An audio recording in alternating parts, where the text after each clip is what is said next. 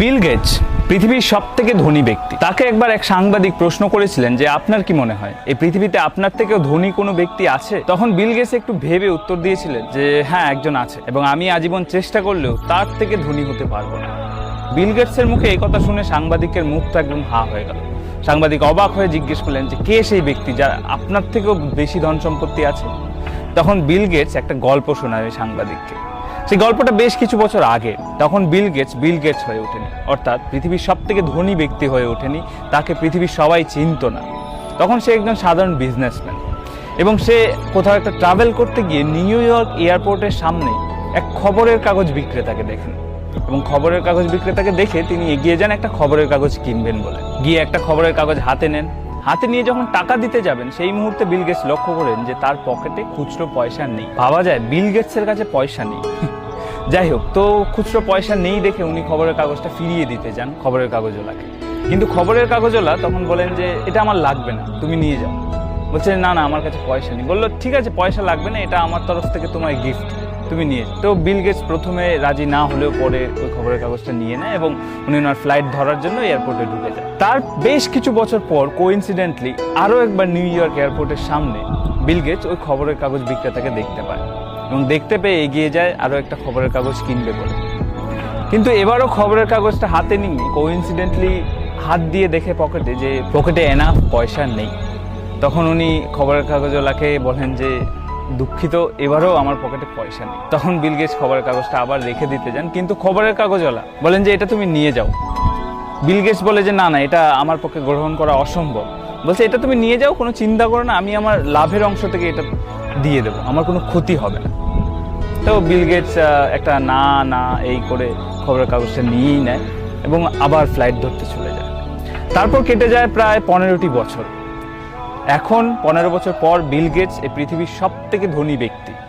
পৃথিবীর সবাই তাকে চেনে, তার নাম জানে। এবং সেই সময় তার হঠাৎ করে মনে পড়ে ওই খবরের কাগজওয়ালার কথা, এবং মনে পড়ার সাথে সাথে উনি খোঁজ শুরু করেন ওই খবরের কাগজ বিক্রেতার। এবার বিল গেটস, ওনার কাছে তো সোর্সের অভাব নেই, তো প্রায় 1.5 মাস খোঁজাখুঁজির পর উনি ওই খবরের কাগজওয়ালার অ্যাড্রেস বের করতে পারেন, এবং অ্যাড্রেস বের করার পর বিল গেটস নিজে ওই খবরের কাগজওয়ালার বাড়িতে যান। বাড়িতে গিয়ে ওই খবরের কাগজওয়ালার সাথে দেখা করেন। খবরের কাগজওয়ালার এখন অনেকটা বয়স হয়েছে, তো উনি জিজ্ঞেস করেন ওই বৃদ্ধকে যে আপনি আমাকে চেনেন? তো বৃদ্ধ খবরের কাগজওয়ালা উত্তর দেয় যে হ্যাঁ চিনি, আপনি বিল গেটস? তখন বিল গেটস বলেন যে আপনার কি মনে আছে আপনি আমাকে একবার সাহায্য করেছিলেন, এয়ারপোর্টে একটা খবরের কাগজ দিয়েছিলেন এবং কোনো পয়সা নেননি? তখন ওই বৃদ্ধ লোকটি হেসে বলে হ্যাঁ আমার মনে আছে, একবার নয়, আমি তোমাকে 2বার খবরের কাগজ দিয়েছি বিনামূল্যে। তখন বিল গেটস বলে যে আমি আপনার ওই দিনে সাহায্য ফিরিয়ে দিতে চাই। তখন ওই বুড়ো লোকটি হেসে ফেলে, সে বলে যে তুমি কি ভাবছো, আমি সেদিন তোমাকে যে সাহায্যটা করেছিলাম আর আজ তুমি এখানে এসে আমাকে যে সাহায্যটা করবে সেটা কি সমান? বিল গেটস বলল কেন নয়?